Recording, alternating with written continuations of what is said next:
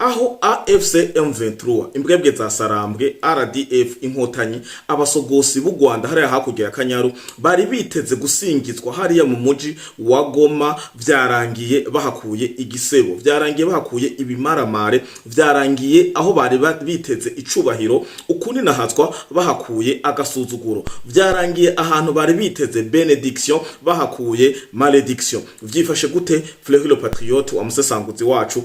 Uvyo navyo ubikuye hehe ko twabona umengo ni mass populaire, bari buzuye, bari banezerewe, vyari bimeze gute? Hari amabanga menshi n'ibiraye biraba muri Goma rino joro ndiko ndakora kino kiganiro. Murabona ko ari joro rikuze, ni saa 6 z'ijoro n'iminota irenga, turiko turaja mu masaa 7 z'ijoro, ariko nkoze kino kiganiro kuko hari amakuru menshi y'agasakisaki, ibiziga, imivyimba myinshi y'abana bakiri batoyi eka n'abadamu, cane bivugwa ko arabagaragaye mu mareresi ngoma ndabereke aho go AFC M23 yari yabandikiye amasloga, ibandikira amapancarte, ibandikira ama etofi, ibipapuro bigenda bitandukanye bisingiza M23, aho bimwe byagenda bigaragara avuga ati ngo AFC M23 ngo igare courant, igare electricité, igare eau, faci beto, igare 40 volere n'ibindi byinshi bigenda bitandukanye, ariko birangiye bakerewe, birangiye bishwe. Aba nabo vyagenze gute? Nabagiye bararirimba indirimbo zinyuranye n'ivyo izimbwebwe za Sarambwe zari zifuza. Nako ndababwira ko aho bari biteze umugisha bahakuye umuvumo, aho bari biteze icubahiro bahakuye igisuzuguriro. Reka tugaruke ku dukwidogo nido inyuma yimwe muri ano mareresi, mwumva indirimbo bako bararirimba bano bana, aho AFC M23 yari iteze ko baririmba tunataka M23, tunataka M23, bariko bararirimba mupunguze mafimbo, atutaki mafimbo. Ni ibintu biri contraire n'ivyo bari biteze. Abandi nabo barafise ivyapa bari nahaza, abandi banditse Rwanda is killing n'ibindi byinshi. Abatashoye kubona ayo mafoto muri group ariyo, ariko ndabemereye ko kino kiganiro ngenda ndabashiramwe amafoto aha ku ruhande, utureresi twose nshoboye kwegeranya, tugaragaza ko muri Goma bari biteze victoire bahakura agasuzuguriro. Ndaje twongere turabe aho imyigaragambyo muratsi ko yabaye kuno wa mbere igenekezo rya 22. Ubu ndiko ndakora ikiganiro tugeze ku wa kabiri, ariko ku munsi wejo ku wa gatatu izimbwebwe za Sarambwe zitegura kuja gukora ikigani, gukora imyi manifestation, ibinyene vy'imyigaragambyo aho bita Rucuru na Masisi. Ni plan ni ndende. Uno musi yari Goma, Bukavu, Uvira. Kuwa gatatu no musi iyi mardi ndiko ndakora, mwana ababye ko saa 6 z'ijoro tamaze kugira bisigura ko turi kundi musi kugira tworohezanye gutahura. Uyu munsi bari muri pause, baza kugira pause, bazogira iyindi myigaragambyo Rucuru, Masisi n'ayandi marokalite izimbwebwe za Sarambwe zisanzwe zirimo. Reka rero kugira ndabishisha amajambo cengaruka inyuma ya zimwe muri zino reresi, mugenda murumva ukungene babikora n'ukungene bavyitwayemo. La population de Goma et ses environs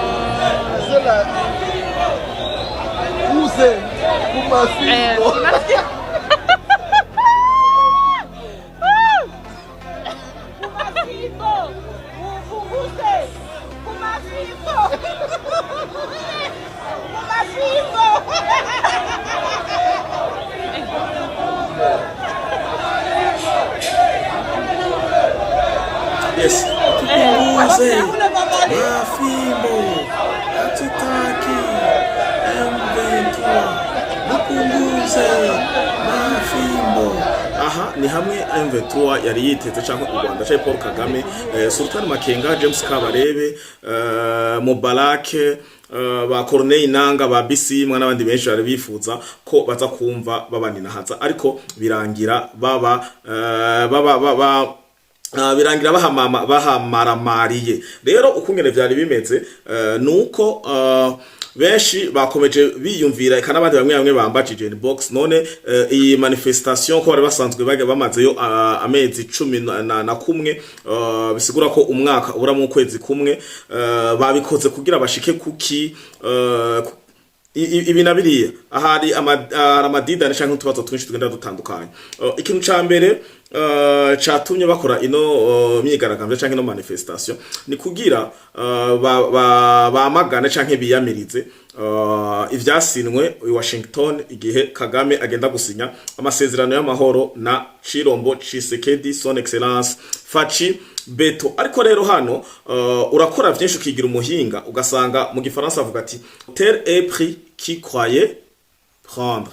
Rero byarangiye aho bari bategeye agatego birangiye aribo bakaguyemwo. Objectif rero ya mbere yari yo kwiyamiriza aya masezerano y'amahoro, ica kabiri kwari kwiyamiriza leta zunze ubumwe za Amerika n'abandi bamva makungu bariko baraha gasopo u Rwanda babategeka ku itariki imwe kwezi kwa mbere umwaka wa 2026 kubonana bisigura umwaka mushasha bazoba bamaze kuva mu burasirazuba bwa Kongo. Pana Uvira gusa, kuba Uvira, kuva Ruvungi, Gatogota, Sange, genda Kamanyora, Bukavu, Goma, Nyiragongo n'ahandi hose bavuye muri Kongo basubiye iwabo, nibagende bacumbe ubutsima bubakwiriye iwabo hakurya ya Kanyaru. Aha rero barafise objectif yo kwiyamiriza iryo tegeko n'igitsure ca Amerika, aho bashaka ngo bagaragaze mass populaire, ngo kwerekana ko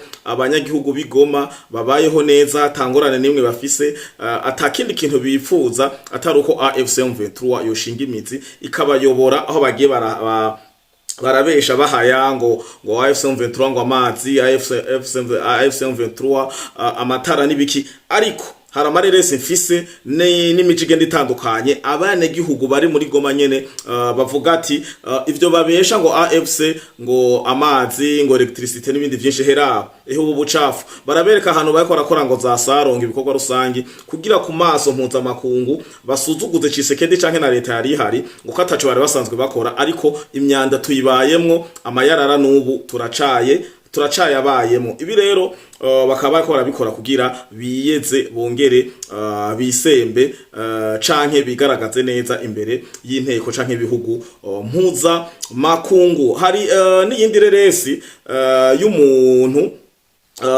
sinzi karumuje canke ari umupapa yari ku pikipiki, ngiri mwayibonye abatayibonye kana no nyenda yabashiriyemo mu irabe. Mwumvirize n'amajambo ariko aravuga ati kubera iki muduforsa ku nguvu atuwataki atuwapende mutupishe. Avuga mu Giswahili, avuga amajambo ariko ndababwira mu Kirundi. Yiyama M23 reka kubesha ngo tuje ngo myigaragambye y'amahoro ngo turabakunda ngo turabashigikiye ibi na biriya. Oya ntitubakunda ahubwo nimutuvire muri Kongo mu kutwica no kugira ibi na biriya. Milango inafunga, se twende mustade, twende sema M23 zijiretire Goma muzima, angalia gudro kisibatu make saa ya busubuhi hakuna hata mulango inafungula. Hapa niko kumoto, niko afanya kaka image, mina kamata ka image mu esprit ya vrai mukongomani. Hapa niko kumoto, hapa mimi nafika hapa mu 3 pa yote hapa ku station yetu. Angalia ma movement Goma, milango yote nafunga, hakuna hata ya kufungula. Sema atafungula watamonesha, asema nake kuanzia witere watafungula. Leo iko na shida kina moto na gari, hakuna itapita apre witere. Njoo mimi nasema nifanya kaka image juu muone. Angalia sasa, twende pigia mtu haupendi mikono ile, haiwezekani. Vraiment hatuwapendi, bashikaze bashiretire baende. Haiko kusema batatuforce she population Goma, hatuwapendi. Tuko naishi watu wanakufa kisha watu sema watukaze she, hatutaki ile mambo yabo. Tuko naishi mu terrorisme, hatujue byabo, kisha sasa twende wapigia mikono baende. Ariko ndizera ko Imana yoba yamurinze, kuko kuva kare nkitangura kubona inoreresi naciye mbwira uwayindungikiye ndamubwira ati uyu muntu nukuri mwiyaranje basi rino jwi giwe ntimumuvuge, kuko afise ijwi gisa umengo vyokoroha ko bamutora, kuko urinze ubona abantu mubanye presque umwaka habura mu kwezi kumwe. Ariko abene gihugu hagira ko baza kwigaragambya bakigaragambya bavuga ibinyuranye n'ivyo mwababwiye kuvuga, bigaragaza neza ko barushe, bigaragaza ko babayeho ibinyoma vy'ivyo mwe muvuga. Bavuze ati riwari wa bora tukufe ariko dupfe tuzira ukuri, kuko kuba incungu ntibisaba ngo kwambara karashi, kwambara ibombe, kugira ikino. Uvuze n'ukuri ushoboye kuvuga ukuruka kuzira ariko kugacungura benshi. Arivyo nama nababwiye ko jewe amuzana ma brado fere y'wanyu mu migambwe mu madini mu bindi amantu ze iwanyu, ariko uzokora ku gihugu ciwanje, uzokora ku gihugu canje c'u Burundi, iki gihugu canje ciza nyene iki sinzobemerera. Kandi uzokora ku mukuru w'igihugu mu gihe twamwitoreye, utamutoye naho kino dimo konsa nta wakubujije kuja gutora, tuzokwemerera. Ubaha inzego n'ijambo ry'Imana rirabivuga, ibitabo vy'amadini vyose yabidini urimwo baravuga ati ubaha inzego kuko kuganza kuva ku Mana. Rindira manda y'umuntu ihere nawe uze wiyamamaze hama tuguhunda amajwi, vyanse ugumuyoborwa, nta bindi ni respect ku ndongozi, kuko murabizi ko hariho atteinte à la personne à la personnalité ou à la personne. Nico kimwe ndibaza ngaho sindakosha sinzi. Reka tugaruke rero muri Goma. Ikindi kintu rero hariya muri Goma babiteze, kuko hari ukungene muri ko muraraba zino manifestation, ico biteze rero au final c'est quoi attente résultat ya buno bufindo ya bino bintu bariko baradendekeranya ngo abene gihugu barabakunda niyihe, niyo benshi bako baribaza. Result ihari bagomba kuja muri monde ya balkanisation, kuko ni icifuzo ca kera. Hariho bamwe batari bwakure batari bwavuke, iyi projet ya balkanisation yabayeho kuva kera. Rero kugira aba balkanize nivyo ariko ndaraba binkundiye kuri no munsi nababwiye ko twamaze kugera ku munsi wa kabiri, ndaza gukora ikiganiro kigaragaza balkanisation niki bigenda gute ukuna kuriya, kugira n'abakiri bato kuri jewe n'abandi tungana n'abasumba batabitahura bamenye iyo bariko baravuga balkanisation. Ko benshi bamwumvira ngo uko muvuga mugati ngo bagomba kugira ngo empire hima, ngo bagomba kugira balkanisation. Ku balkaniza nibiki bigenda gute? Ku balkaniza no gufata ikintu kininiya nk'igihugu surtout ugacu gicamwo imice wigombera ukakimorsera. Nimba uvuze ngo Kongo nkuko nyene banuganuga bifuza Kongo, ugakura ko Goma, ugakura ko Bukavu, ugakura ko n'ahandi henshi agenda aratandukanye, kira ahantu hose hakagenda haraba ahigenga ikaba eta yigenga, uba uriko urabalkaniza. Kubalkaniza rero biri mu mice myinshi, harashe kubalkaniza seno ya religion byarabaye mu Buhindi, ariko reka ndeke kuguma ndavyinjiramwo cyane. Tuzokora ikiganiro ca balkanisation kugira dutahure neza balkanisation ni biki, eske ni bibi ni vyiza, kubera iki abanyarwanda bariko barashaka kubalkaniza uburasirazuba bahereye kure mu burasirazuba bwa Kongo. Vyose tuzobirabira, tuzaza kubirabira mu kiganiro tuza gukora kuri uno munsi. Ndizera ko biza kugenda neza, ndaza kwiyaranja kugira ndabe komba disponible bihagije. Bimeze uko rero mu gihe muri Goma bari bafise attente yuko, kuko kenshi ibikorwa nk'ibi bibaye bikaba positive, bikaba ntibibe mwibi byo kuririmba tutaki mafimbo, punguza amafimbo, reka kudutwara ku nguvu, kuko benshi namye mbona nandi madeba ngo none ngo babatwaye ku nguvu gute ngo mu gihe ngo bitavye banganuko. Ugiye kuraba communique ya AFC M23 zimbwebwe za Sarambwe, abo batayibonye, reka ndayibashirira hano, abo batabonye no communique handitse kuri paragraphe ya 4 ya mbere ni introduction ko nyene bagira, aka kabiri aka gatatu, ku ka 4 handitse ko umuntu atamuntu numwe arekuriwe gusiba saa 2 z'agatondo, bategerezwa kuba bugaye. Uwo bafata ni bihano, na igihano ca AFC M23 nta gasho bafise no kukwica nta bindi. Baga n'abaroberi si leta bakubwiye turaguhana no kukwica, kuko bavuze ati ngerageje gusobanura, handitse ko bagufata nk'umu enemy, umwasi w'amahoro. Umwasi w'amahoro nawe bakubwira ni nka Wazalendo, ni nka FARDC, ni nka bafatanya bikorwa abantu bose batavuga rumwe ni AFC M23, bose na abansi b'amahoro. Bisigura rero bagufashe nk'umwasi w'amahoro, losor no kukwica, inyishu canke igihano cawe no kukwica. Nico gituma rero batoja ngaho ngo babeshe ngo nabanyagihugu canke abene gihugu babagamburukiye. Oya, communique yabo yonyene irabarega, babobrije ko nta botike, nta cafetaria, nta kazembure, nta salon de coiffure, nta mashure, nta bitaro, nta pharmacy, nta kintu na kimwe cari gihema kuva isaha 1 y'agatondo gushika barangize ivyo bariko barakora imikino inkinamico bari bateguye. Ugacuza kumbuga ngurukana bumenyi sirita abanyarwanda rero nabonye agomba kwibasira abantu canke bavuga amajambo menshi ngo wabanye ngo igikundiro ni ikihe igikundiro urakomereka gusa ejo duzohurira kuri stade abashaka muzoza canke abumva bavyumvamwo bakaza nje kubwira abantu n'umuntu afise inzoya abantu afise abantu bagwaje mu mazu nta na santima mugira nta n'ikigongwe mufise mwambwebwe zasarambwe mwe mwanyenzi mwambembe bazasarambwe kandi ngasi bavuga ati ngo ndiko ndabensirita no umaze kuyita intare utariyo ucondera ikindi gikoko kinyuranye n'intare nico gituma mwe inyenzi zozo n'iryo myiyise imbeba zasarambwe karabakwiye vraiment imbwebwe zasarambwe ni sawa mugaye imbwebwe n'ikintu kinini ya ifoko tubarondera akantu gatoyi swate rero nta kuntu mwoba muvuga ngo murakunda bene gihugu d'abord nka twe tusanzwe tubizi ko atarukundo rwabajanyeyo no kwiba kugira genocide guhonya abanyekongo b'ababantu abo muvuga ko kuko mwavuze ko mwagiye muri Kongo burasirazuba bwa Kongo mugiye kuvuganira umututsi bisigura mwagiye guhonya uri contraire y'umututsi kuko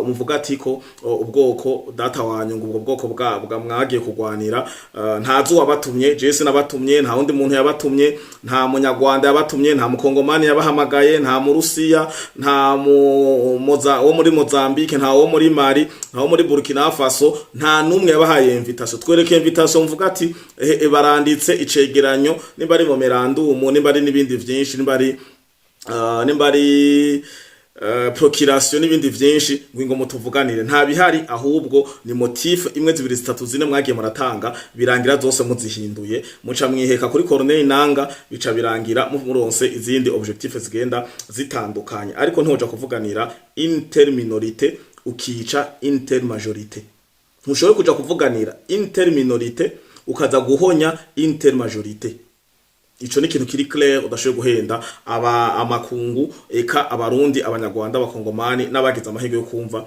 runo rurimi dushikirizamwo bino bigwaniro amakuru n'ubusesanguzi bwacu rero iyo balkanisation niyo yari objectif baronke point kirimina baronke ikintu bita climax ikintu kigaragaza ko hariho gitanga uburemere kigaragaza ko abene gihugu kabisa babinyotewe babishaka kuko haga bashatura ry'amajambo amaslogan indirimbo amafoto akavuga ati mwabonye ko abene gihugu ari bariko barabisaba kuko muri balkanisation y'abene gihugu surtout la majorité babisavye bavyipfuje ico kintu mengo baragipropose ahantu nimba ari muri yoni nimba ari bihugu bikorana hama procedure za balkanisation nabwe tuzakuzibona mu kindi kiganiro hanyuma mwabonye bashika ku biro kuri headquarters ibiro bikuru vya MONUSCO murabona ko hasohotse n'umusoda w'umuzungu wa MONUSCO nyene baramupropose ibintu barabisinyako baranamuha ngira bwa ubutumwa bari bagendanye canke yari message canke yari kete